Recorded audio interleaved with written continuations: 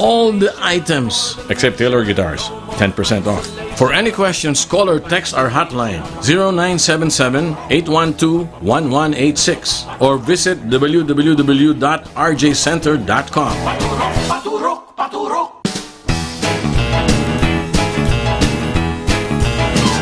For DTI Fair Trade Permit Number FTEB-127314, Series of 2021.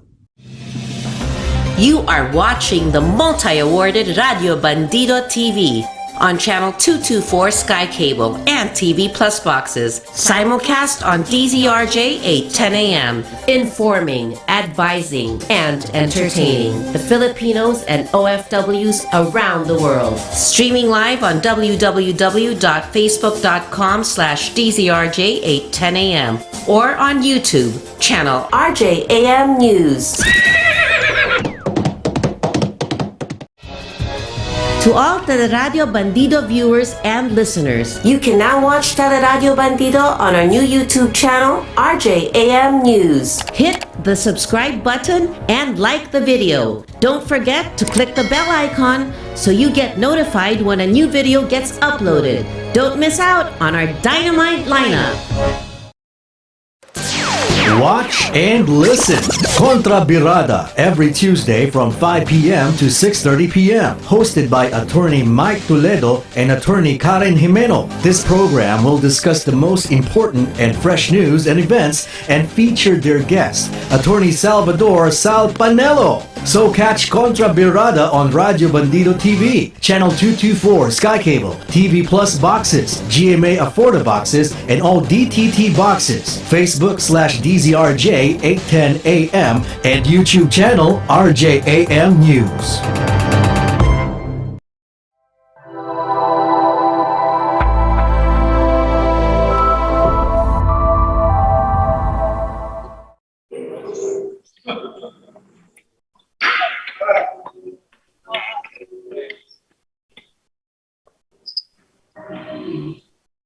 Uy, akin yun ah. Boses ko yun. May ba yun? Boses ko yun. Hi, Mike. Hello, Karen. I think we're already live, no? Live on the air na tayo. So, magandang hapon po sa inyo lahat. Good afternoon to everyone, to our viewers and listeners. Welcome to Kontra Birada. Ano na? Lumalabas yung litrato nating secret guest. Oh, nga, with his mask and staying safe. And I think our special guest is live from a different location. Oh, by the way, before anything else, Karen, nice to see you. You're looking very well. Meron ako live programa ngayon. Ayun na. Sabi ko, mamaya na ako papasok. Dapat naka-on yung microphone niya. Naka-on yung microphone. Ba sa air? Oh. Karen, kamusta na? It's good to see you. And good to see you as well. And so I'm so happy to be now in this show na with a longtime friend, yun, Attorney Mike, and of course, even our special guest is always has always been a good friend of ours, si Attorney Sal Panelo. Siguro, Karen, isa sa mga katanungan ng ating mga listeners who they'll be asking bakit ang nag-host ay dalawang abogado at ang unang-unang guest ay abogado din. Ano kaya magandang sagot dyan, Karen, sa mga tanong na yan? Well, I guess because lawyers are always relevant. I agree. But I guess nagkataon lang no, na magkakaibigan talaga tayo na lawyers, but also we come from different backgrounds na magkakaibang opinions. So nung nag-iisip tayo sila ng show na pag-usapan yung mga news and current events. Nagkataon lang na yung mga naisip nilang pagsamasamahin ay tayong tatlo or tayong dalawa, Attorney Mike, and then of course with our guest panelist, si Attorney Sal Panelo. And I think very timely, Attorney Mike, with the elections coming up kasi maraming pag-uusapan talaga, and that's very important for our nation as well. Tama. You hit it right on the head, Attorney Karen. No? Sa totoo lang, lagi na sinabi mo, palapit na po ang halalan. At at the end of the day, talagang doon talaga pinag-aaralan ang batas, no? Ang batas na nag-govern sa ating mga eleksyon, at talagang whether we like it or not, very relevant yung mga abogado, and at I think isa sa ating mga katungkulan o responsibilidad ay bigyang linaw sa ating mga kababayan kung ano ang kanilang mga karapatan sa darating na halalan, na dapat isa sa mga importante dapat nilang gawin ay mag-register. Kung hindi pa, hindi ko na matanda kung tapos na yung, kasi alam ko na extend, but if they haven't yet registered, extended na, please register. And importante po yun kasi yan po ay karapatan nyo na nakalagay sa ating saligang batas. Ito po ay isang matatawag natin na isang lakas, isang power na binigay sa atin, at wag po nating sayangin. Mag-register tayo at pagdating sa sapat na panahon, let's go out and all vote. Di ba po, Karen? And Attorney Mike, you're right. Na-extend na ng COMELEC yung registration, buti na lang. But just to also flag this dun sa mga registered voters out there, pag hindi na kayo nakaboto sa 2 elections, na-deregister na po kayo. So please check, baka naman feeling nyo registered na kayo, so you're feeling safe that you're going to be able to vote. But please check, kasi yung iba pagka hindi nila napapansin, yung mga barangay elections, kasama yun sa count ng elections na pag hindi kayo nakaboto doon, you can be deregistered. That's actually my situation din. Kasi for the past 2 years, since 2018 and up to 2022, nag-aral ako sa US. So na-miss ko yung pag-vote sa 2019 senatorial elections and then nagkaroon ng barangay elections. So for these elections, yung padating na elections in 2022, I had to register again. So please make sure na okay pa yung registration niyo po, because sayang naman na kung hindi kayo makaboto. Magandang advice yan, Karen, very timely, at isa yan sa mga rason kaya nagkaroon tayo ng ganitong programa, Kontra Birada, hindi lang para bigyan payo, legal, pag sinabi ko legal advice, hindi naman kagaya ng mga kumpanyera, no? Ayusin natin yung mga problema sa mga legal problems, but basically mga advice na related sa mga issues, no? Mga hot button issues of the day. And isa na sa pinakamainit sigurong issue ngayon ay yung darating na halalan, itong pag-file ng mga kandidato, ng kanilang mga certificate of candidacy, and yung mga issue about substitution. Marami sa ating mga kababayan nagtatanong, ano ba yung substitution? Bakit ganon? Bakit pwede mag-file pero pwede palitan? At bakit may deadline sa pagpapalit? Kailan ba talaga ang last deadline na pagpapalit at hindi na pwede palitan ng kandidato? Ano yung mga requirements bago magka-substitution? Ano yung mga valid? Ito ay isa sa mga maraming mga katanungan ng ating mga kababayan na isa sa ating sigurong dapat gawin ay bigyang linaw itong mga issues na ito. At hopefully, ang yung ating guest mamaya na balita ko ay busy pa ngayon sa Nueva Ecija yata. Maybe in another 15 to 20 minutes isasama na siya. Baka pwede rin natin siyang tanungin tungkol dyan.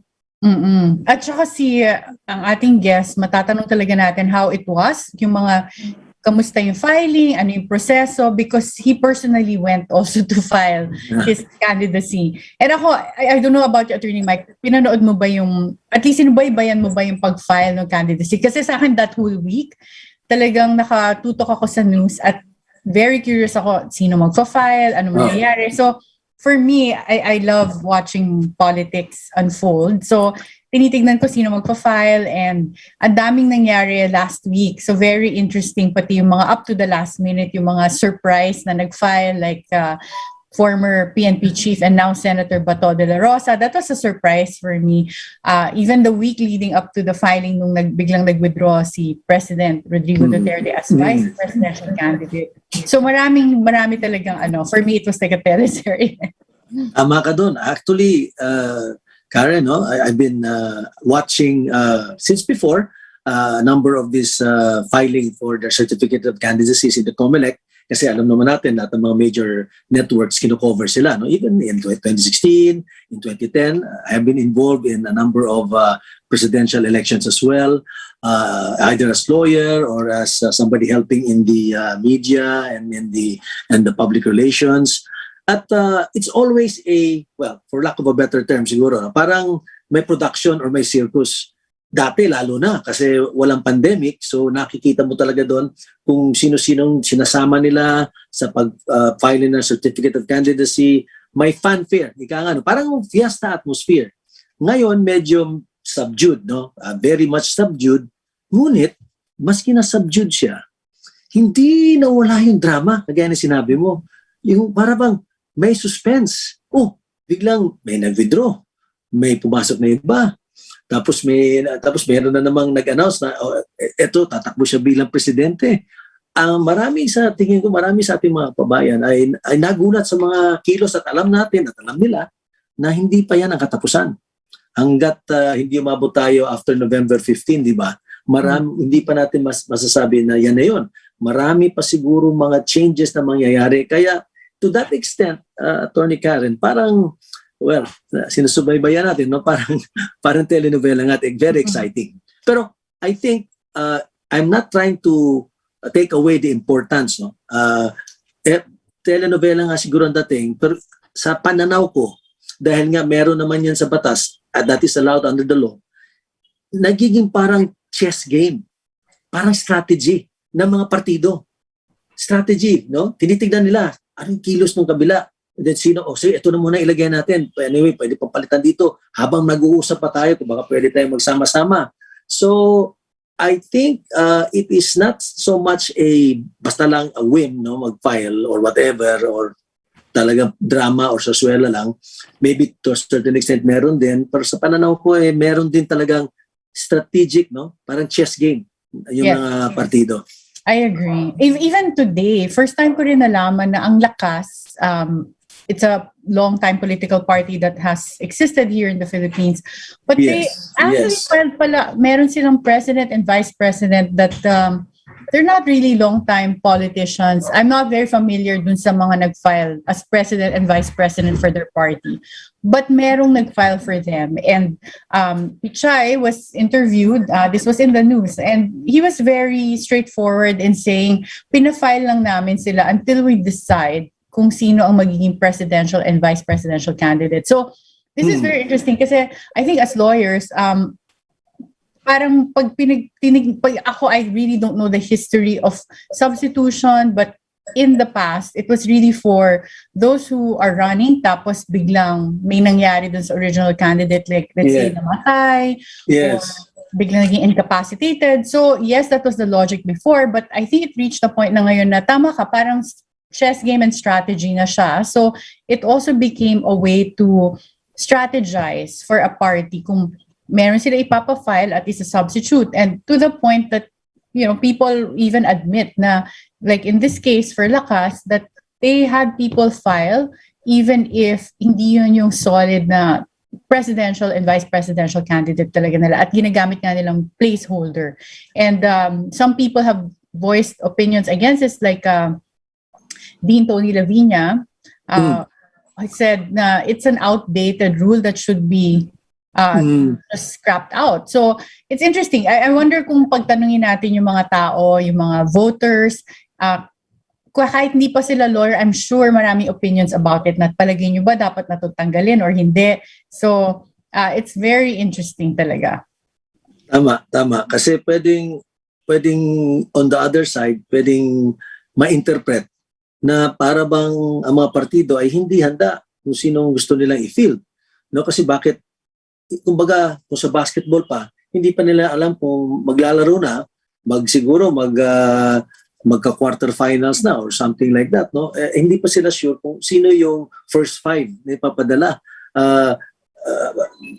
Walang klaro, no? Which alam naman natin, sa laro ng basketball, hindi pwede yon. Sigurado ka na kung sino yung first five mo, paano yung rotation mo, no? But dito sa election na ito, for example, parang marami sa ating mga kababayan nagsasabi, parang last minute lang yata pinag-isipan na siya ilagay noon, no?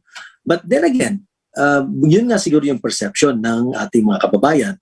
Pero baka naman hindi natin alam kung ano talaga ang nasa isip ng mga liderato ng mga partido, iba't ibang partido. Kagaya ng sinabi ko, ito siguro ay plano, part of a parang chess game, parang laro ng chess, no? Tinitignan nila mga kilos ng kanilang mga kalaban or mga kompetensya nila sa eleksyon na to. At kikilos sila accordingly, but of course limitado yung kilos kasi may hanggang November 15 lang, and after that wala na, no?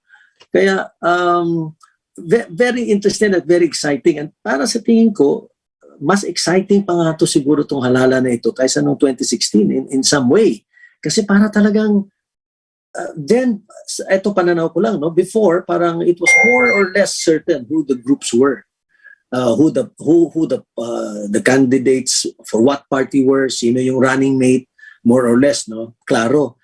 But you have to admit, nagkaroon na ng filing ng COC, but I don't think we are very certain yet na yung mga kandidato, both the standard bearer as well as the vice presidential candidate, and maybe even some of the senatorial balls, no, na ito na. Talagang mas fluid, no? I agree. Yes. In fact, even Senator Bato de la Rosa was candid na sinasabi niya tinawagan lang daw siya 2 hours before the decision was made by PDP na siya yung magiging presidential candidate.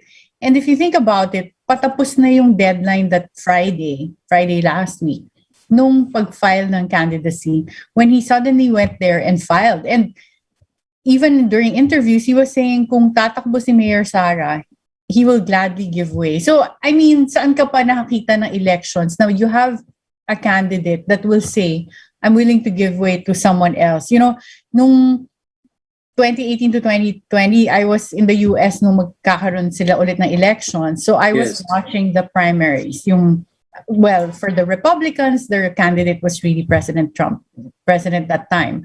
But for the Democrats, meron silang primaries. So dun yung maraming candidates, tapos unti-unti lang silang kumonti ng kumonte. But I was watching it the whole time, the presidential debates, and then yung primaries, meaning nagkakaroon ng voting just for Democratic candidates. So doon pa konti ng konti. But at least you give the voters an idea na ito yung pagpipilian, and then they always get to explain anong platform nila, and then unti-unting pumipili. So na-narrow down to the final two.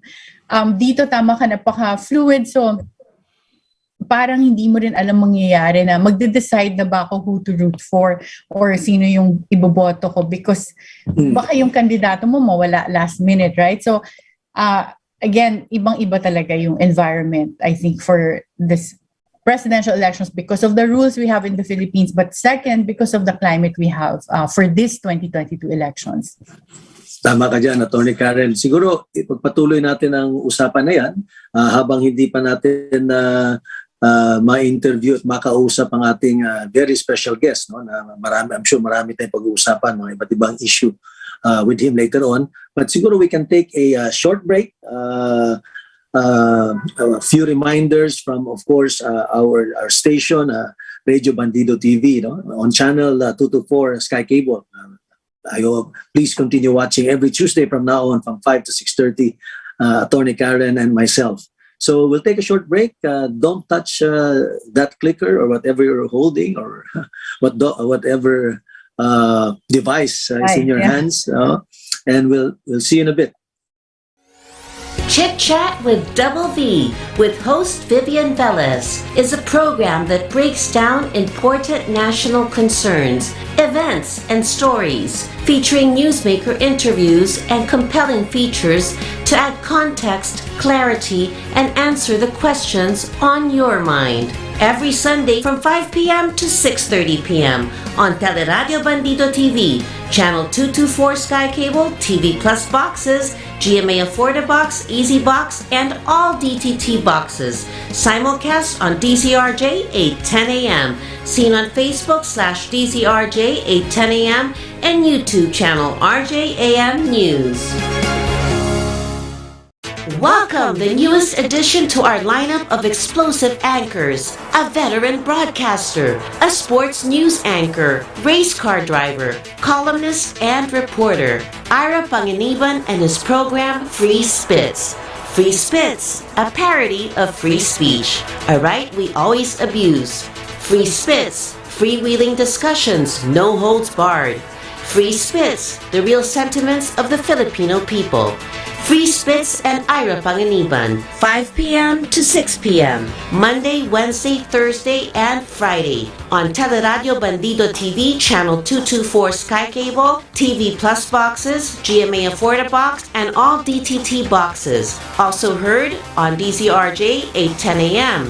Also seen on Facebook/DZRJ 8:10 a.m. and YouTube channel RJAM News. Bangon na! Tanghali na! RJ na!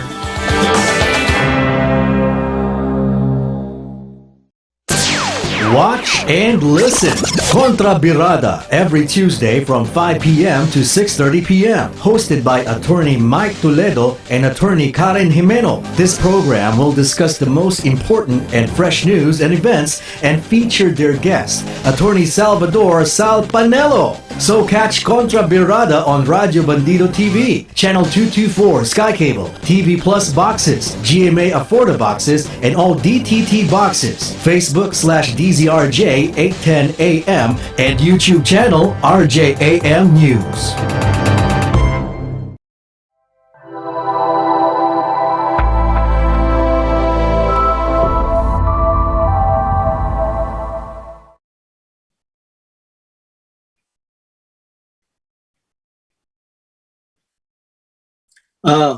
Welcome back at magandang hapon ulit sa ngayon lang siguro nakikinig sa atin. Welcome to our show dito sa Radyo Bandido TV, Kontra Birada. Kasama natin ang isa sa mga pinakamagaling, pinakamatalinong abogado dito sa Pilipinas, at hindi ko sinasabi to dahil kaharap ko siya, maski na virtually, no? Matagal ko na po siyang kilala at isa po siya talagang respetadong membro ng legal profession. At hindi naman sa sa mga feminists, wag niyo po masamayin. No? Gusto kong sabihin din na hindi lang siya po matalino at siya po ay parang model pa, maganda pa po. Makikita mo naman po sa litrato. Kaya isang malaking karangalan sa akin, Attorney Karen, na nagsama tayo dito sa programang ito. First time, no, na we were together in a show, whether radio or TV. Thank you, Attorney Mike. Nung nag-start ka ng description, akala ko naman yung special guest natin yung dinidescribe.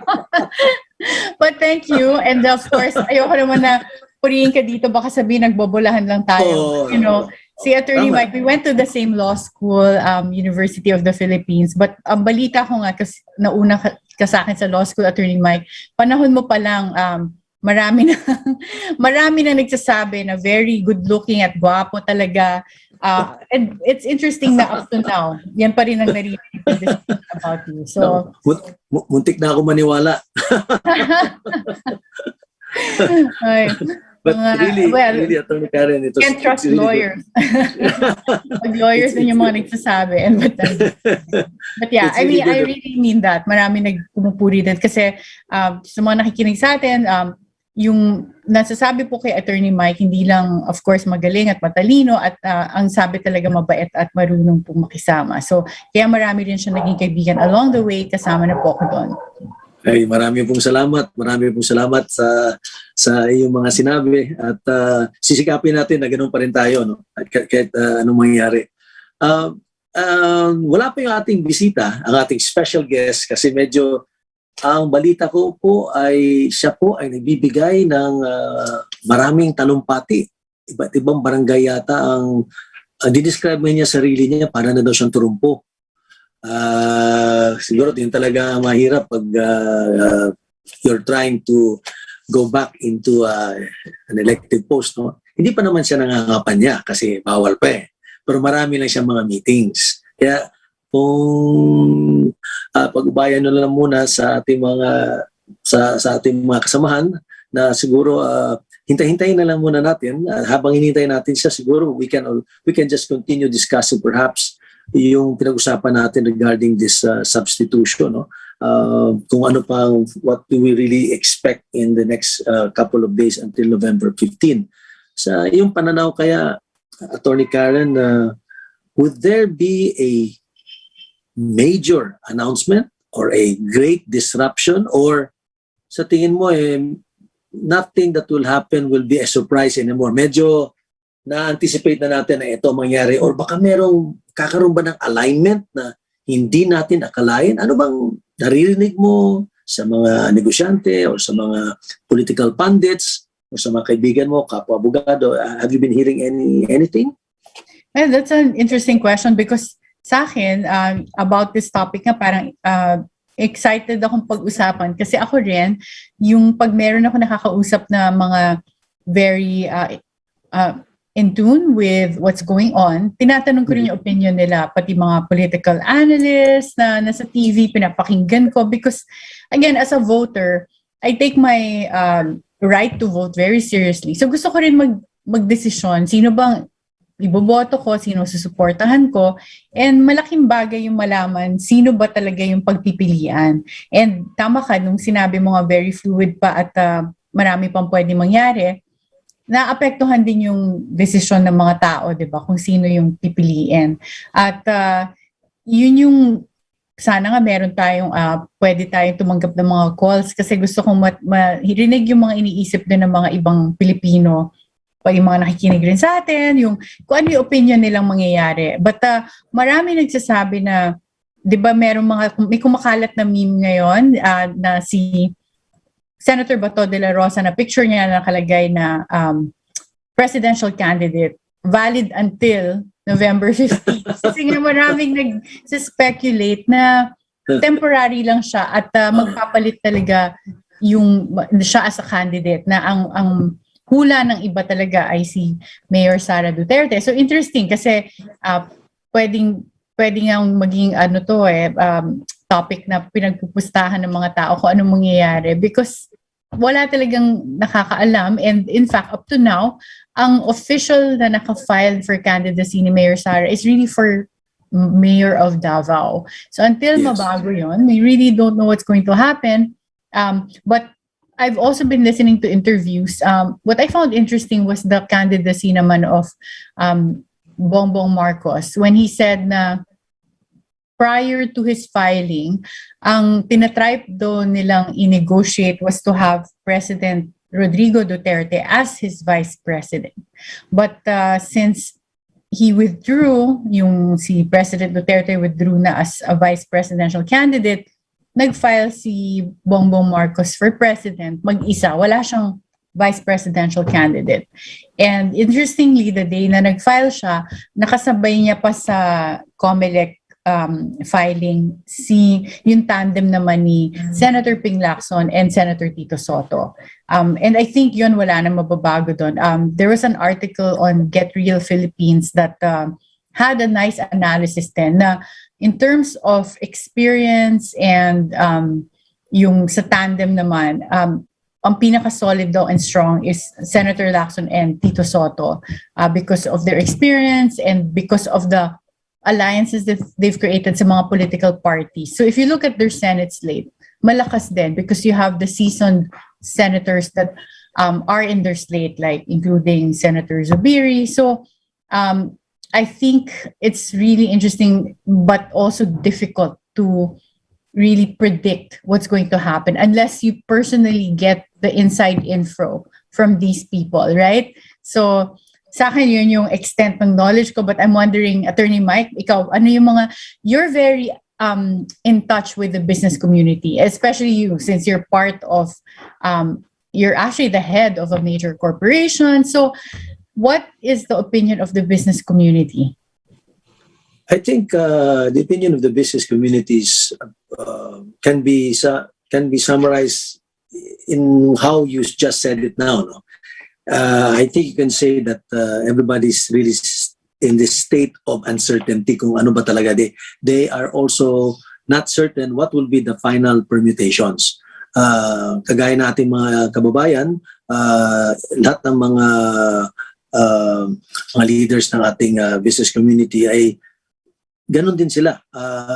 Nagulat sila sa mga developments, inaantabayanan nila ang mga developments para makita nila kasi importante rin lalo na sa mga negosyo, mga negosyante rather, no, na makita nila kung sino yung mga tumatakbo bilang presidente at vice president dahil doon din nakasalalay yung future ng kanilang mga negosyo. No? Gusto nilang malaman na kung yung presidente na yon ay naniniwala sa, for example, free market or medyo may pagka-socialist ba ang dating. Kaya binabantayan din mabuti yan. Kaibigan ba sa negosyo or medyo, for example, say, on mining, ayan, medyo sensitive na issue yan. Siya ba anti-mining or pro-mining? Kasi alam naman natin, meron tayong mga mining companies at marami naman nagsasabi na ang mining ay nakakatulong. Pag responsible lang at hindi balasubas, no? Kagaya ng mga ibang mining companies, lalo na yung mga hindi talaga regulated o hindi lisensyado, na sinisira ang ating kalikasan. Hindi naman pwede yon. Pero sayang naman yung ating kayamanan na nasa lupa kung hindi natin gagamitin yan para matulungan natin ang ating kababayan. Di ba? The Philippines is one of the richest, maybe in the top 3 of the highly mineralized countries in the world. Sayang naman kung hindi gamitin basta responsible, sustainable mining yan. Ginawa ko lang ihempo yan kasi sa mga negosyante na into mining o related industries, gusto nilang makita siyempre na sino kaya ang nangunguna. Ito ba, ano ba ang tayo dito tungkol sa mining o tungkol sa foreign investment o ganon. Kaya sila ay inaantabayanan din talaga nila. They're really looking at it, studying it. But I think just like you and me, and just like karamihan ng ating mga kababayan, hindi rin lahat sila nakakasigurado. Sa katunayan, may nakausap ako ilang mga kandidato na tumatakbo ngayon sa halalan na ito. At nung biglang talagang nag-withdraw si Presidente Duterte sa pagtakbo bilang Vice Presidente, at nung talagang sabi ni Inday Sara, ni Mayor Sara, na hindi na siya tatakbo bilang Presidente, parang natigil sila lahat. Para okay, ano next step natin? Ano kaya? So, yung mga galaw na yan, for example, tapos si Bato na ang naging kandidato, for example, or yung sinabi ng lakas, at yung mga sinabi rin ni Vice President Leni Robredo. And lately, may sinabi rin yata si Senator Kiko, correct me if I'm wrong, na parang he is willing naman to slide down, no? In case na merong ibang kukunin ang partido nila o opposition, no? Independent siya. Yeah. Pero si Kiko yata tumatakbo pa rin bilang LP siguro, no? Si VP Lenny lang ang independent, no? Ayan, sa pang... Nalilito na ako actually, Attorney Mike. That's why, I was remembering, I'm pretty sure nagsabi si VP Lenny na tumatakbo siyang independent, pero she remains to be a member of the LP. So I wasn't sure kung si Senator Kiko ba tumatakbo rin as independent or as LP. Nakakalito na talaga. To be honest, I cannot be sure myself, but I would think lang. Pero ito, guesswork na to, no? Meaning ko naman, since mataas ang rangko ni Kiko doon sa partido, baka naman he still would run under the LP banner party, which is one of the oldest and respected parties naman dito sa ating political history, no? Ang tatandaan ko noon, malit pa ako, yun Nationalista Party versus the Liberal Party, the NP versus the LP. Pero ngayon, dahil nga inamend yung ating constitution ng 1986-1987 constitution, nagkaroon ng multi-party system. Tinanggal yung two-party system. Kaya ngayon, ang dami nating partido. Yeah. Isang issue pa yan na pwede natin pag-usapan, no? One of these days, should we go back to a two-party system lang? Parang sa Amerika, for example, basically. Or should we still continue with this, having a multi-party system, pero wala namang run-off election? So, ano ibig sabihin nun, di ba? Para sa ating mga nakikinig, mga kababayan. Ang nangyayari, nagkakaroon tayo ng presidente na tinatawag nilang minority president. Yep. A president that is elected by only 24% of the electorate, the registered voters at that time, or 38% or 39%. The highest, I think, of late would be 40%, if I'm not mistaken, without mentioning na lang kung sino yung mga presidente na yon. So, ibig sabihin, walang 50+1.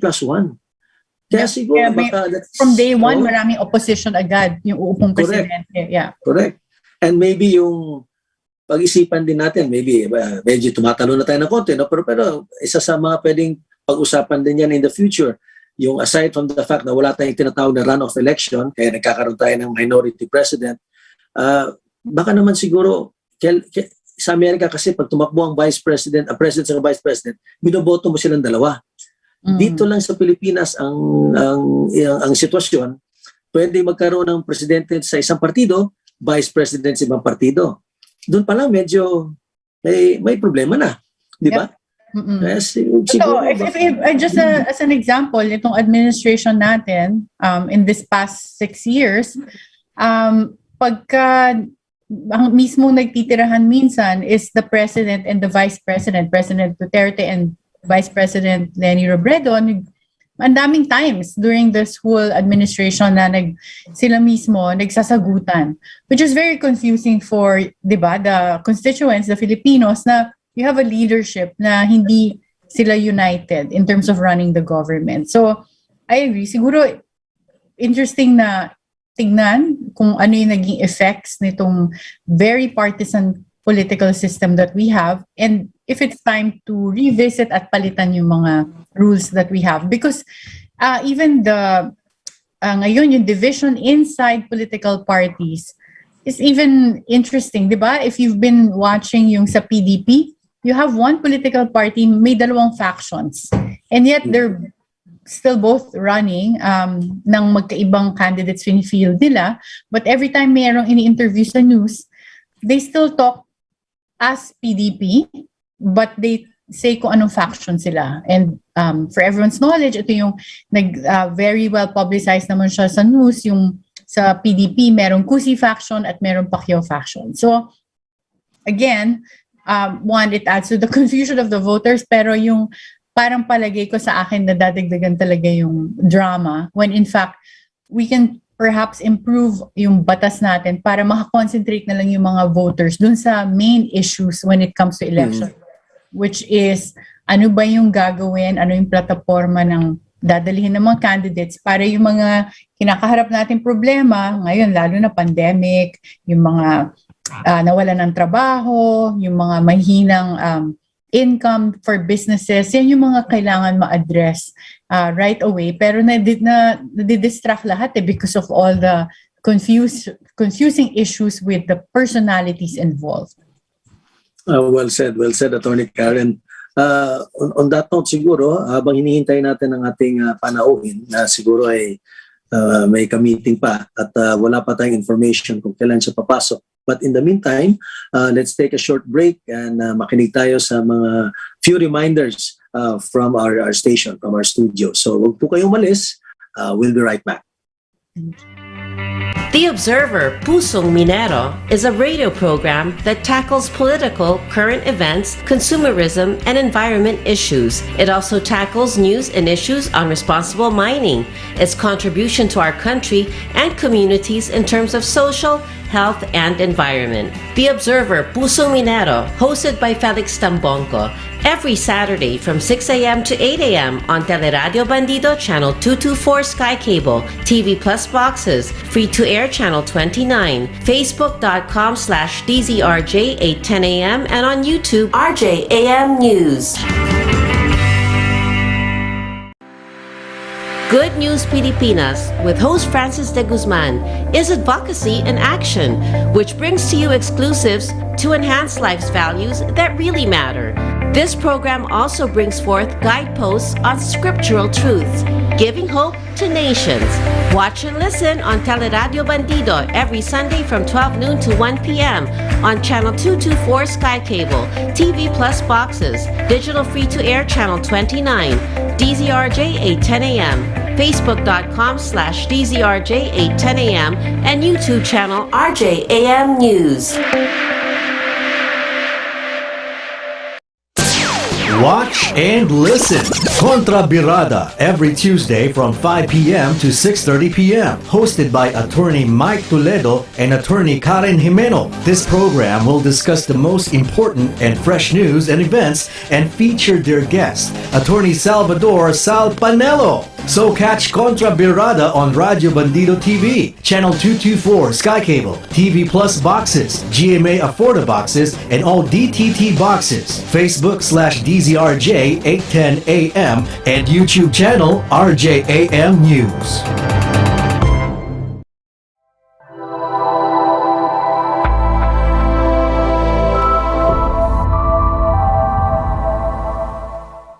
We're back.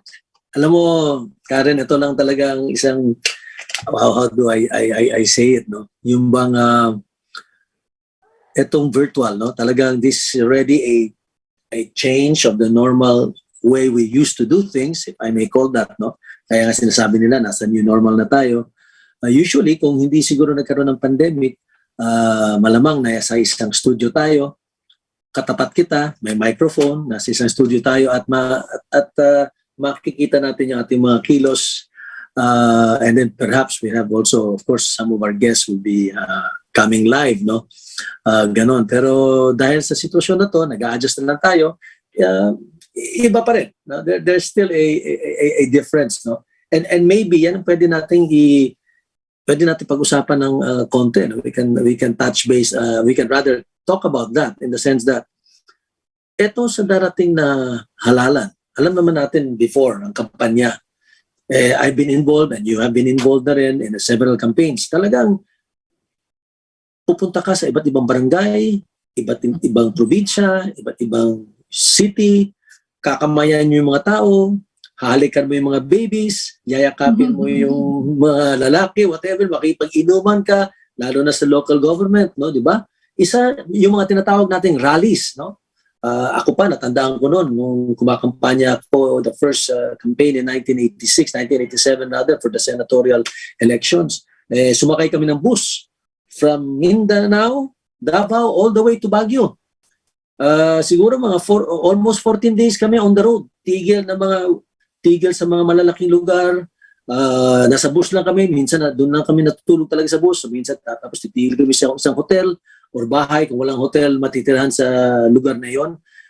May mga bahay ang mga politiko doon or mga government officials. Doon kami pinatitira. So in other words, grabe yung interaction. Pero ngayon, since may pandemic, paano na yan, no? I think, wala pa naman yatang rules na lumalabas na pagkaalam ko. Pero paano na ngayon yung kampanya? Puro na lang ba virtual na lang? Wala nang tinatawag na meeting the avance or yung mga rally. Ano sa tingin mo, Atty. Karen? Yeah, tama ka, Attorney Mike. And very interesting that you brought that up kasi naisip ko nga, syempre, in the past elections, medyo lumaki na yung role ng social media in terms of influencing voters, tapos yung Facebook as a mode to reach the voters. Pero iba pa rin yung karamihan nga ng tradisyon sa bansa natin na nag-iikot at merong face-to-face na interaction at doon din nakikilala ng mga voters, lalo na yung local positions. At ang isa pang kakaiba rin sa bansa natin, yung yung meeting the avance na merong stage at merong program. Di ba kaya naging biruan nga dito sa Pilipinas na ang para maging politiko ka, kailangan marunong kang kumanta at sumayaw. Kasi kailangan mo mag-perform. Pero ngayon, hindi na siguro ganun ka-importante yun. Pero ang iba naman na nakita ko rin, bago pa, nung palapit na tong elections, may mga ibang aspirants na napansin ko nagti-TikTok videos. One of our presidential candidates, hindi ko nasasabihin kung sino, meron din siyang TikTok video na kumakanta at sumasayaw. So, nag-iba nga but tama ka, yung ngayong pandemic, magiging interesting to see ano yung gagamitin ngayon ng mga tumatakbo para mapalitan yung mawawalang interaction nila sa mga botante at paano nila maabot kasi hindi naman lahat nagfe-Facebook or sa social media.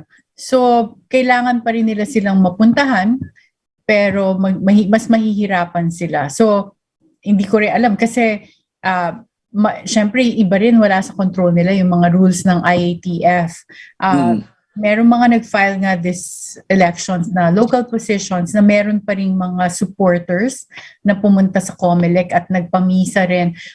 Although even yung misa, merong capacity na dapat below 50% lang. Pero may mga iba na criticize kasi marami pa ring fanfare or marami pa ring seremonya at may mga bit-bit na tao nung nag-file sila ng candidacy. So, titignan din natin sino yung mga matitigas ng ulo na candidates na ganun pa rin, mag-iikot or ng malaking meeting de avance because ibang-iba talaga yung panahon ngayon sa atin with the pandemic. Sa iyong pananaw, Atty. Karen, kung maging mahigpit ang COMELEC or ang IATF, no, hinggil sa pagkakampanya, no? When it comes to the rules governing a campaign, like pagbabawal yung mga face-to-face, mga rallies, yung mga gatherings beyond 10 people or so. Sa tingin mo ba, sino ang makakalamang doon?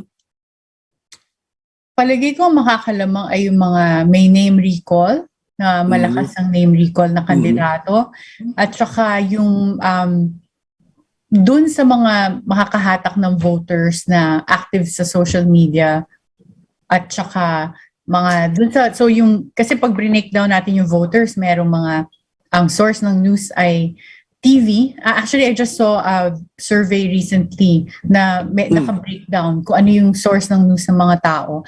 Sa Pilipinas pala, ang number one pa rin ay news or TV. Tama ka doon.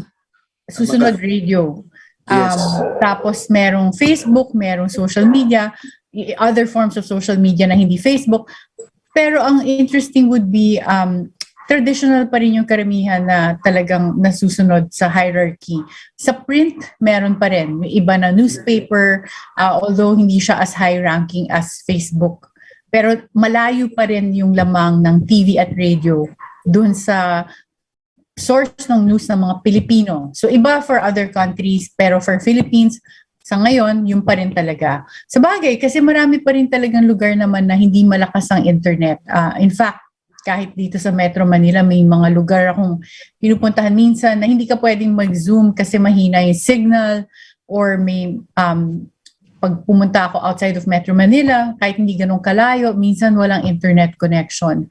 So, talagang palagay ko kung merong ibang kandidato, lalo na for national positions, na doon sila lumalabas at yung depende rin sa breakdown ng voters kung yun yung pagpupunta talaga at actively magboboto, then yun yung makakalamang. Ang interesting dito, Attorney Mike, hindi ko rin alam pa paano mangyayari sa araw ng halalan. Kung yung mga registered voters ba na nakakatanda at ang source ng news naman ay TV, lalabas ba sila para mag-vote on election day, or matatakot ba silang lumabas? So yan yung mga, as you would say, fresh from school, but regression analysis, yung mga tinatawag nilang confounding factors, yung pagkalinagay mo na influencing factors dun sa mangyayari sa outcome ng elections, yan yung mga hindi natin mapipredict unless tiyagain mo na alamin talaga yung mga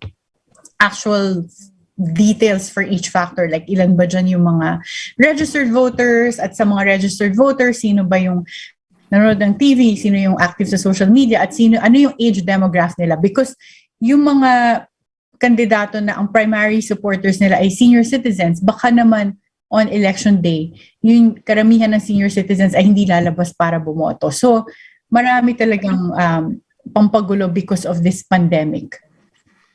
Tama kayo. That's a very good observation. No? And I like the term that you use, confounding factors. Maganda yan. Or variables. Variables. Gagamitin ko yan sa column ko. Confounding factors and variables para I sound intelligent and smart.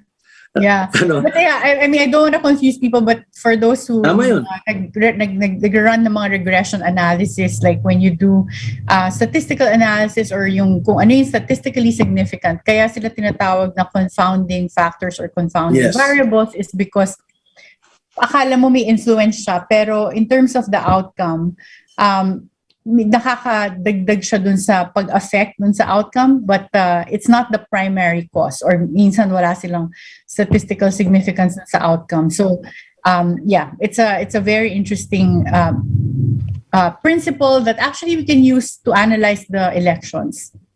Very good point, and I'm sure pinag-aaralan din ng mga team ng mga kandidato yan, no? Kasi kagaya na sinabi mo, ano ba ang demographics, how big is the percentage, for example, of voters beyond the age of 50 to 70, for example, or even 75, 80, no?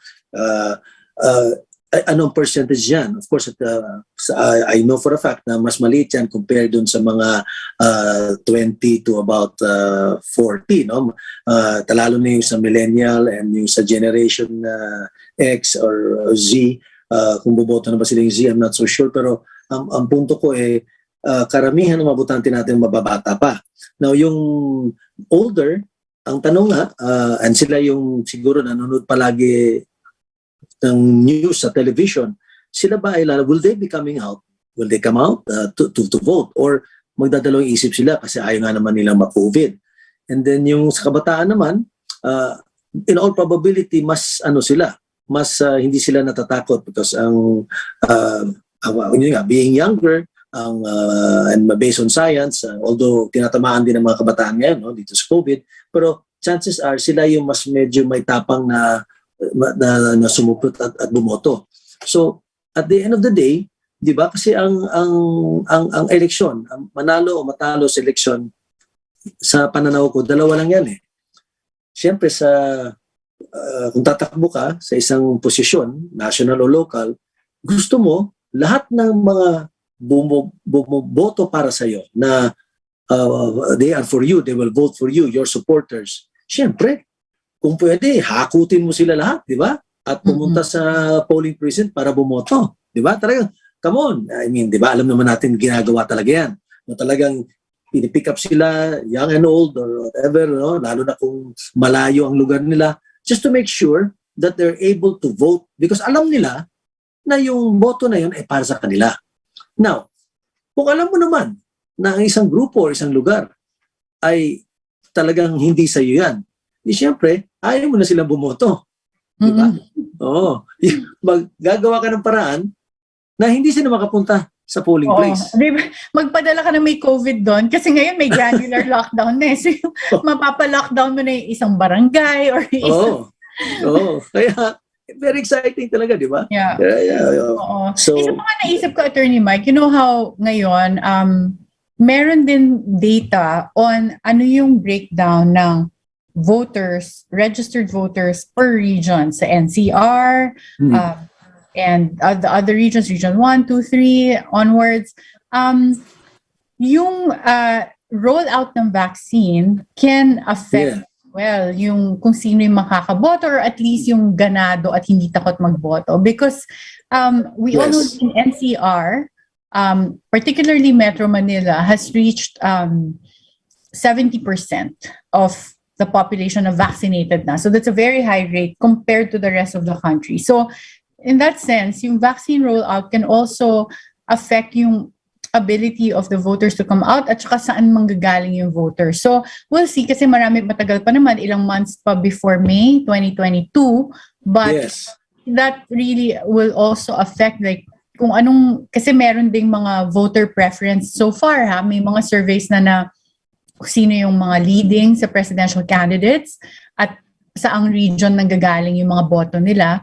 And if you look at it that way, then you can also come up with a rough estimate based on just that data na, let's say, depende sa vaccine rollout, baka kung merong yung candidate ng maraming supporters from NCR, for instance, they might come out ahead kung by the time mag-elections na ay ganito pa rin yung distribution ng percentage in terms of sino yung vaccinated. So in that sense, it's very interesting because even yung access to vaccines affects the right to vote or the ability to exercise the right to vote ng mga tao. So marami talaga ngayong bagay na nag-iba yung playing field for these elections. Tama ka talagang itong pandemya na ito, talagang it's a great disruptor, it's a game changer, if I may use a much often used phrase, pero yun talagang katotohanan. This will be the first time, of course, as far as I recall, na nagkaroon tayo ng eleksyon under a crisis like this, a health crisis like this. So to a large measure, everybody is actually trying to find out how to deal with it. I'm not just talking about how to deal with it health-wise, how to handle the pandemic. Kasi up to now, although nagkaroon na ng a lot of developments, a lot of knowledge have been gained, mas alam na natin more or less anong gagawin, ano mga pwedeng gamot, ano na yung mga vaccines na pwede. Pero still, up to now, marami pa rin mga uncertain, questionable items and issue. So yan sa when it comes to the health, no, and the pandemic. But because of that, marami ding uncertainty na na-raise. How do we now run a campaign? How do we now put as a part of the equation, when you analyze, pag nag-analyze na kayo kung paano kayo kakumpanya, saan kayo magfo-focus, na yun nga, may mga lugar na lockdown or kulang sa vaccination or what do you call this, because of the pandemic, it has become inaccessible, no? So dati naman wala naman yan, di ba? Oo, So saka sino rin sa mga candidates ang matapang enough to go out there, di ba? Even as we saw, even the presidential daughter was not immune from COVID. Like just now, di ba? We found out that she has COVID and has to isolate. So tama, pati yung security and safety ng mga candidates themselves. Are they willing to go out there at baka sila rin yung makakuha ng COVID, or worse, sila rin yung magkalat if sila yung nag-iikot, di ba? So, ibang-iba yung dynamic because paano yung bago ba sila mag-ikot, magte-test sila every day na kailangan PCR test, di ba? Para naman sure tayo na hindi nila ma-endanger yung mga kababayan natin na pupuntahan nila. Kung sila yung makikipag mag-face-to-face na mag-campaign, baka naman sila ang makahawa at magkaroon ng super spreader event. Just to, Attorney Mike, di ba nangyari yan sa India? Nagkaroon sila ng mga super spreader events leading up to the elections in India. Because hindi nila tinigil yung mga, yung mga parang meeting the advance or yung mga sorties. So, nagkaroon talaga, kaya tumaas din yung cases in India. Tama ka doon. At grabe, no? Even prior to that, although there was a time medyo nasagot na nila, pero ito, nagkaroon na ulit ng surge. Kasi before, kung hindi ako nagkakamali, one of the reasons why there was a surge was because of religious practices naman. Ang religion nila would require them, of course, to gather, no? And part of it is even swimming in the river Ganges and all that. These are holy rituals which, of course, is being followed. But sadly, even not only in India but in other countries, yung mga religious practice and gatherings actually became also a super spreader. Kaya nga pinagbawal muna sa atin dito ng ating IATF at sinunod naman ng ating simbahan, no? All churches, whether it be the Roman Catholic Church or the mosque or the Muslim Church or the other faiths, lahat na may nakinig kasi alam naman nila kung gaano ka-importante na talaga makontrol yung virus, no? Pero definitely an election, a campaign, siguro tama yung sinabi mo, pwedeng yung kandidato mismo ang maging super spreader or yung mga tao na nandun, magkakahawaan sila. At alam naman natin, pag nangyari yan, and of course, wag naman sana, we hope not, no? Talagang hindi mangyari yan ngayon sa darating na halalan.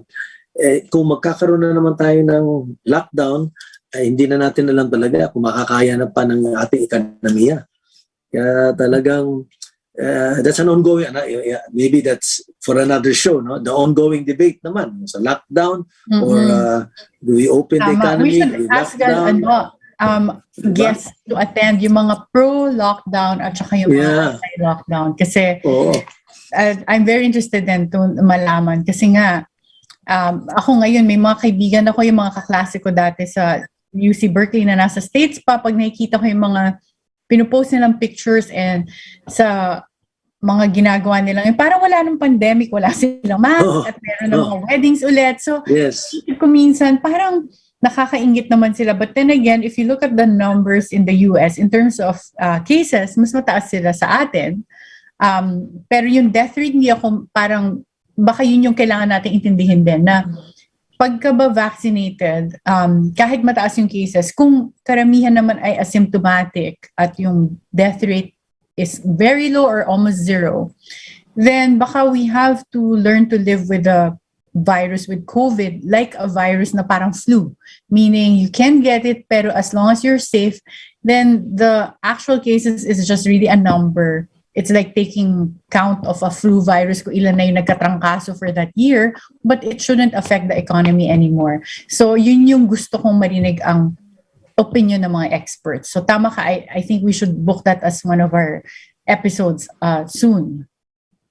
Yes, yan ay very important talaga kasi siyempre while we are also trying to of course contain the virus to make sure our people are not contaminated, no? Hindi sila magkasakit. At the same time, pag masyado mo namang inipit at sinakal ng ekonomiya, parang pinapatay mo na rin ng tao ang negosyo. Kaya nga tama, it's about time that we live, we dance with the virus through vaccination, testing, contact tracing, still follow safety protocols because it can be done. No? Nakita na naman natin sa ibang bansa na nagkaroon na sila ng, in Europe especially, I understand, in Spain and other countries in Europe, in Portugal or in France, no? Nag-open up na sila. And I think ang attitude, even in the UK, may mga nakausap na ako na galing United Kingdom, parang sa kanila, nagpa-vaccinate na ako eh. Basta pupunta na lang ako doon, I'll go to a pub. I mean, I'm not gonna be enslaved. Ayaw ko naman na maging slave dito sa virus na to. I'll go to a pub, anyway, I'm vaccinated. I'll just exercise some social protocols, no? Siguro keep at least a distance. And then inom ako, pag nasa tube ako or sa subway, siguro magmamask, pero pag nasa labas na, pwede nang tagalin. At kung magkasakit man ako, well, vaccinated naman ako, maybe may parang flu lang no? Pero to not go out and then not live a life, medyo yun ang nagiging nila babalansehin. Yeah. Alam mo, Atty. Karen, meron tayong note na pinadala na wala pa kasi ating panauhin sa ngayon. Medyo naiipit pa talaga. Kaya siguro in the meantime... Parang kinikip niya talaga in suspense yung mga listeners and viewers natin. Yeah. Marami pa naman siyang fans. Anyway, Kontra Birada will take a short break. Atty. Karen and I, mabalik po kami after a few seconds. So, wag po kayong malis.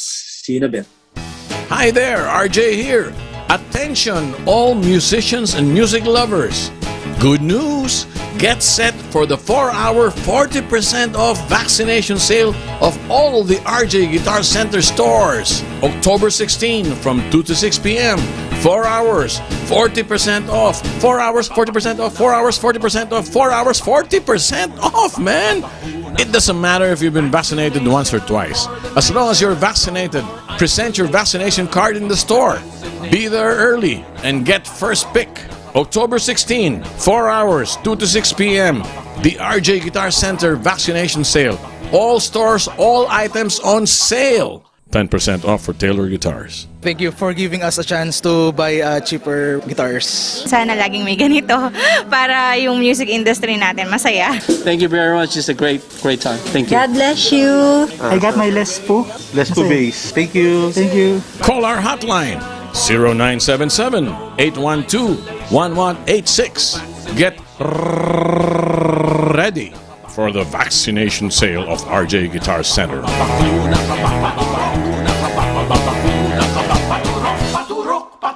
For DTI Fair Trade Permit Number FTEB-127314, Series of 2021.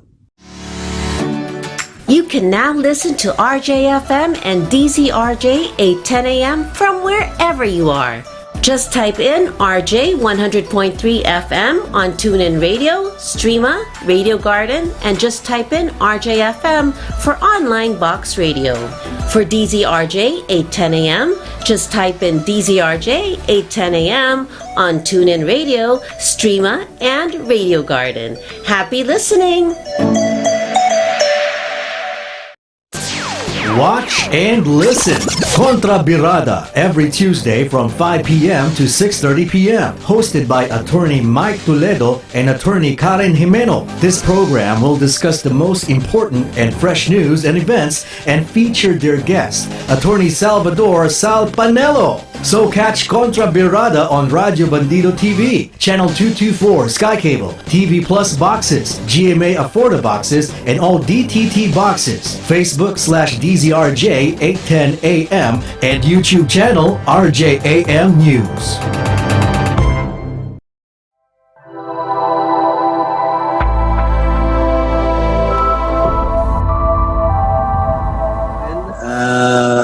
hinihintay po pa natin hanggang ngayon, no? Hinihintay pa natin po ang ating bisita, no? Attorney Karen, hinihintay pa natin, pero baka naipit lang talaga sa kanyang mga ka-meeting, no? At Dun yung guest natin, prior to the pandemic, parang trumpo na talaga yan. Dati pa. Talagang busy all the time. Alam mo, Attorney Karen, the thing is, the last time I appeared on, if I may digress lang a bit, no? Kasi wala pa naman yung ating special guest. The last time I appeared on RJTV, kumanta ako dun sa RJ Bistro. Kumanta kami ni RJ. Masaya naman. Dapat ko minsan. That's sa mga nakikinig po sa atin, we have to convince Attorney Mike to sing. Maganda po talaga boses niya. And I'm being sensitive. Yeah. Marunong na ng konti. Nag-voice lessons ka ba, Attorney Mike? Hindi naman. Hindi talaga at all? Ano lang yan? Natural. Pakanta-kanta lang yan pakanta-kanta lang yan minsan na nagpupunta ka ng karaoke, whatever, KTV, so well, might as well, di ba? Kasi nung malit ako, sabi nila, kanta. Ayaw ko talaga, pero after a while, anyway, pinipili naman ako. So might as well practice. Kasi para pag kumanta ka, at least presentable naman. Ganun ang nangyari. Sabi ko, if you can't beat them, join them. So, sige. Okay, practice. Practice ka ng isang kanta.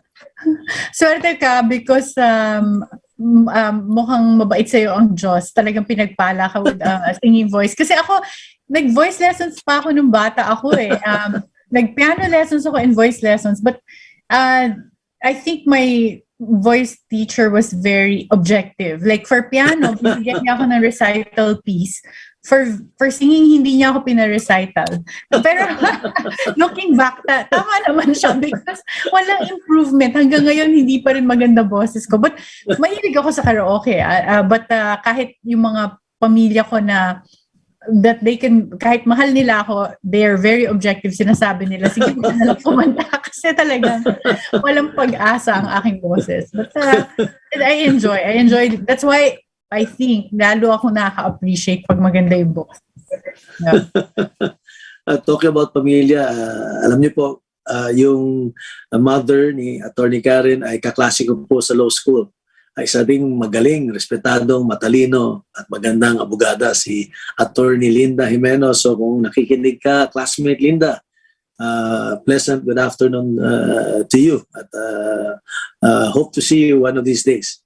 Ay, matutuwa na yon because I know na nakikinig sila ngayon, pati my dad and Attorney Nick, isa pa matalinong abogado yan, respetado, valedictorian yata siya sa class niya, di ba?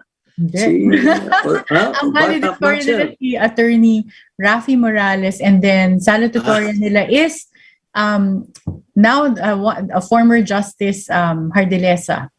Si Francis. Yes, yeah. Justice Francis, nakasama ko naman nung nag-umpisa ako biglang abogado, nakasama ko sa law firm. That's where I started at isang magaling din na abogado si Attorney Francis. Nakakatuwa rin ng UP, no? Para siyang malaking pamilya. Like, for even after generation, talagang maraming may connection yung mga lahat ng dumaan sa UP Law. And speaking of UP Law, ito hindi masyadong magandang balita, but for those na nakikinig, baka naging professor niyo po to, si Professor Balane, that teaches civil law, succession, passed away, I think just today, and because of COVID. So, malungkot po na balita. But marami siyang mga estudyante. Yeah. Si Professor Ruben Balane ay professor ko sa succession and sa civil law review. At nagtuturo siya sa UP, pati na rin sa Ateneo. And sinabi ko nga dun sa aking parang condolences sa Viber, no, na sinabi ko na Professor Balane will never be missed, no? Rather, he will always be missed, no? He will always be remembered for what he has contributed as far as the legal profession is concerned, both as a professor and as also a practitioner to a certain extent, no? And an author also of books. Kaya, well, siyempre nakakalungkot na nawala ang isang haligi sa legal profession, no? And I said nga in my text, we always love and we will miss his beautiful mind. Talaga matalino yun, hindi lang sa law, at patay sa ibang bagay. Kaya sa pamilya ni Professor Balane, our prayers to the family and of course our prayers to our dear Professor. Minamahal po namin si Professor Balane. At siguro na rin, Atty. Karen, I would like to shout out to Mayor Inday Sara. Get well soon, pati na din po sa kanyang mga pamilya. Ayo-ayo, amping mo dihatanan, may tao na maayo mo, na mapalayo mo sa mga problema sa COVID sa inyong lugar sa Davao. Magaling ka pala magbisaya Oo. Marami ba tayong mga Bisayan listeners? Baka, no? Kabalo ka para mag-Bisaya. Ako, basit, tamo hinahalo ko Ilocano ko. Gamay lang, oo. Gamay lang. Pero dili ka na mabaligya. Oo. Ayan na, nakikita ko na yung ating special guest. Nandiyan na ba? Nandiyan na ba ating special guest? Ayun na. Oh, ayun na. Parang nawawala pa. Talaga namang pinaano tayo in suspense. In suspense tayo. Hello? Dito magkakasubukan din kung malakas ang reception. Nasaan? Pwede ba makausap ni Presidente, mga barangay kapitan ng Nueva Ecija, First Lady? O mga barangay kapitan, mga mayors. Yan. Napakaswerte nyo. Nandito si Presidente Duterte. Magandang... may giveaway na tayo. Ayan po, Ginoong Presidente. Ito po yung mga barangay kapitan ng San Antonio, Nueva Ecija. Galing na ako doon sa iba pang mga barangay. Itong pinakahuli kong barangay na pinuntahan. Baka gusto niyo silang kausapin. Matiin. Magandang gabi sa inyo, mga kapitan. Tunas sa lahat. Biyaya po kayo dito sa Davao. Ako, bago pa lang ako magtapos pag-mayor. Talagang sa Presidente, makapasyal kayo sa lugar ko. Itong ginagaling ko durian. Gusto ko matikmali ng lahat. Hindi po ako kandidato. Magsasara na po ang career ko a politician. It will be an honor if I can box you dito sa Davao at umahin lang manandurian at pagpasyal kayo sa lugar ko. Maraming may banisya dito. Yung former mayor namin, Santo Bulalega. Ang maganda sa mga namin dito, Kristiyanos pati Muslim. At wala kami problema.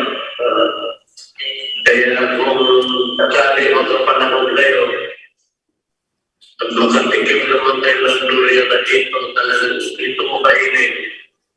Niyayaya po kayong lahat.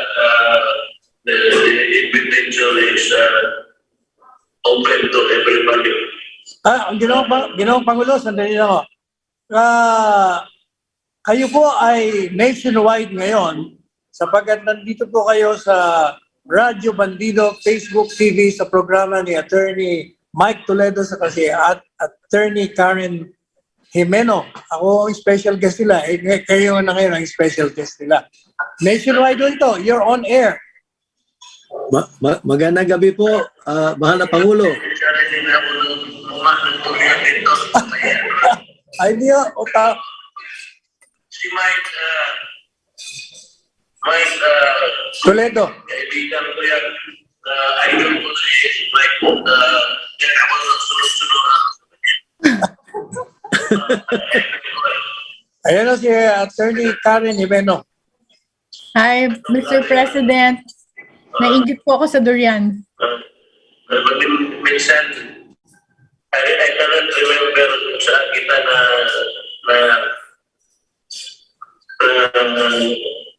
Sa cabinet. Ginoong Pangulo, siya yung spokesperson ni Chief Justice Corona during the impeachment hearing.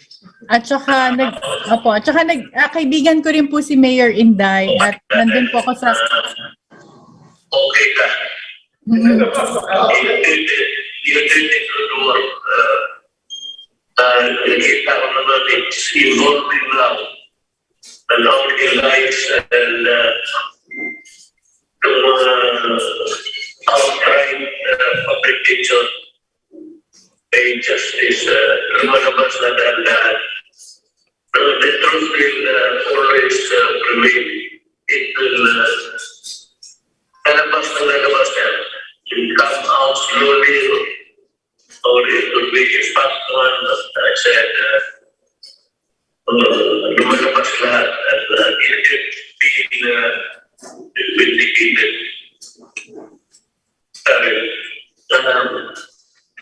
Sa anong Ginoong Pangulo, ang gusto mo nilang malaman na si Payo daw sila na umurong kayo sa kandidatura. Pati si Mayor Sara, umurong. Paano na daw yan? Naulila na sila. Gusto nilang tumakbo kayo nga pareho. Ano bang pwede natin? Nag-aantay sila ng inyong mga damdamin na ipapayag sa kanila. Alam mo sa Lieutenant about Sara, tao si Stan Galay. But ako po, ito na lang sa kung tatakbo ako ulit, the electoral circle next year.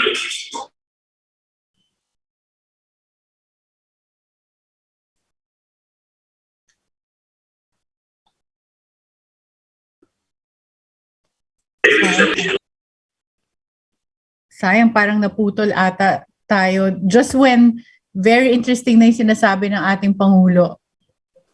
Oo. It's sayang. About yung pinag-uusapan natin, you know? Oo, yung insight, yun na yung sinasabi natin na sana may insight tayo. Sayang, straight from the President's mouth pa na kung ano yung magiging plano ni Mayor Sara sa pagtakbo. Ito, tingnan natin kung babalik. Ayan, okay.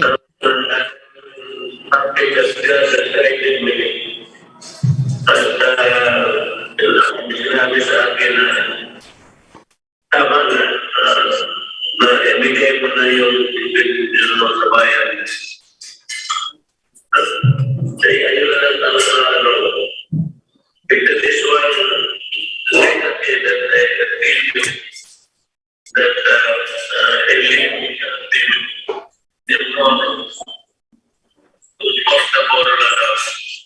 environment. Yun naman ang pinangako ko, yun lang rin ang nahapon ko. Kung sakaling nagkulang ako, pasensya na po. Yun lang talaga ang kaya ko.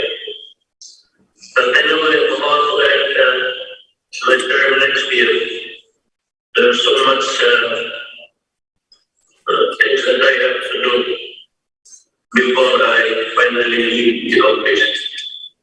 Pero I really do not know. I can only surmise that maybe in life also realizing that it is not yet the time. Ako is over the time now. So, tingnan natin. But as the Bible says, for every season there is always a time. A time for a time to retire. A time to be busy, and a time to live with serenity. Ganun yan. Ayaw ko kapag yan Diyos na nagsabi na pagkakunan. Nalimanin na dito para ano, always contribute whatever little advice or admonition or whatever to to the next law government. But I will not make a noise and just keep my silence. And if I ask, I would probably give it, but not so much about being an elder, but about keeping your peace before you go to the million level.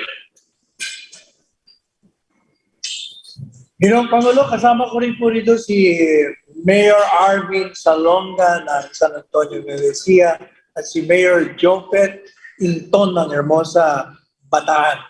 Nandito po sila. Kumusta po kayo? Magandang gabi po sa inyo. Sana makapasya naman kayo sa lugar po. Bago ako matapos. Ewan yan, there is ilang time left that I will entertain you wala ng pressure sa ako na naman tour guide ninyo dito. It's a invitation. Kasama rin po namin kasama rin namin si Ginoong Kapitan Ray Cueco, yung kaaway ng mortal ng Angeles. Mayor. Ayan o, kasama ko namin. Lihat dito, kumusta po kayo? At ganoon ulit, ang mga anak ko sa inyo is kung ganito yan. If that is really a project which is stated, you must realize and feel. The budget is being prepared. I don't know at what stage is the voting number. Kung gusto talaga ninyo, you have to spend time. Sabagay, malapit na naman sa Malaysia. You can always go to Canada. You can always put upside. Personal ninyo, emisaryo. There's a big project, a big issue that you want God in your place. I suggest that you go to Malacanang to the bigger of this government. Maybe, masingit pa sa budget. Kay outside of the budget, wala na talaga mag-i-iman kayo. Pinusunan ng bigay. It is not in the budget. There is no money reserved for that particular project na gusto rin. Wala rin yan. So,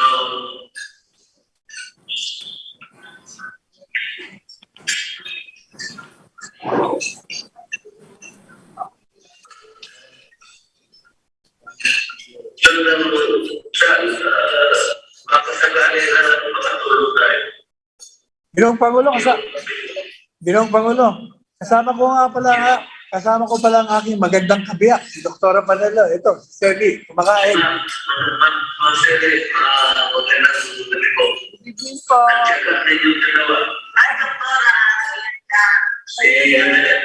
First Lady po. Ako, tuwan-tuwa sa inyo. Wala, ngayon pa lang yata sa buong buhay nila na nagkaroon ng video call ang isang presidente para sa kanila. Every time, anybody you put that matter actually. And that, bigay mo lang yung number ko sa kanila. Ang problema, hindi ako matulog. Alright. Hindi ako marunong mag-text, hindi ako marunong wala na ngayon completely illiterate. Ayaw na tumanggap ng repunta pa ng innovation. But if it is a mere coding, in the middle of anytime, wala na about ito ang masabi ko sa mga kabayan. Nung nanalo ako sa sabi ko sa lahat, nandiyan si Sandulit na niya. I-distribute ninyo ang pera ng Pilipinas buong. Walang power public. Kaya nakita naman ninyo ngayon kaganda ng result. At yung report na people, hindi na kaganda natin yung admission kagandahan. Dito International Airport, wala hindi na hindi yan matagal ng International Airport. Ay maliit yung namin, pero hanggang dyan lang. Kasi sabi ko, ito, alam ka nandiyan si Sir, sabi ko, unahin ninyo yung ibang lugar, ihuli ninyo ang Davao. Ayaw ko mauna ang Davao, at kung titingin yung Pilipino, na sinisimulong ko yung sarili ng bayan. Kaya gano'n, even sa infrastructure, meron kami pero yung the usual maintenance, yung yearly appropriation. Wala ko kami may ticket na malaki para sa Davao talaga. Kasi inuna ko yung ibang lugar. Cebu, Bacolod, Toledo, yun, Bicol. Yung talaga ginawa ko. At pasunod ko ang gusto ko. Yan ang kumaligay.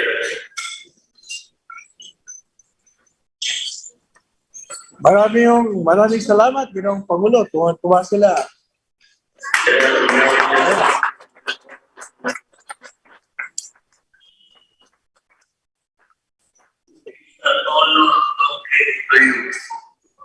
Maraming salamat po. Sa privilege na.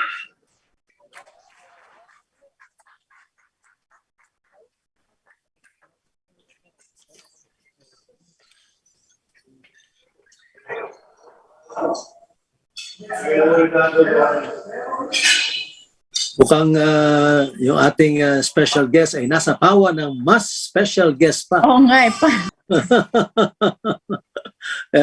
Talagang binigyan tayo ng surprise. Can you imagine, Karen, sa ating unang-unang show, walang iba kundi ang ating Pangulo, si Pangulong Duterte ang nagsalita. Kausap yung mga local government officials, I believe, na Nueva Ecija dito sa ating show, Kontra, Birada. Yeah, at nakakatuwa because ang ini-expect ko lang kanina ay yung ating Presidential Legal Counsel na si Attorney Sal Panelo at ang dumating mo si ating kaya very interesting at pinag-uusapan lang natin kanina na yung mga tanong natin na bakit yes bakit ano nang plan at biglang siya ang personally ang sumagot ng tanong natin. Oo nga. Kaya siguro tama-tama talaga yung topic natin, no? Na pinag-usapan natin itong mga pag-filing na certificate, mga movements sa mga political parties, na nagkaroon din tayo ng konting analysis when it comes to the demographics at kung ano ang gagawin nila, no? Considering pandemya nga, how do they campaign, no? So marami tayong sa ating unang programa marami na tayong na cover, no? So siguro ito na lang sasabihin natin, Karen, no? I mean, una-una nagpapasalamat tayo sa Radio Bandido TV, no? Saka kay Secretary RJ na magkasama tayo dito sa programang ito. Sa ating panauhin na si Secretary Sal Panelo na nadala niya walang iba kundi ating Pangulo, si Pangulong Rodrigo Roa Duterte para magsalita sa ating mga kasamahan sa Nueva Ecija, no? Mga mayors, no? So it was a very good first show, Karen. Yes. And again, no? And on a lighter note, narinig mo ba yung sinabi ng ating Pangulo? Sabi niya, Attorney Mike, ikaw ang idol ko. So, nakakatuwa. At actually, nakikita ko sa ating Pangulo na may durian pa siya na kinakain. Okay. Just an anecdote, Attorney Mike. Naging undersecretary po ako dati ng Department of Public Works. At pagka kailangan namin, ako may mga times na dahil sa trabaho, kailangan ko pumuntang Davao.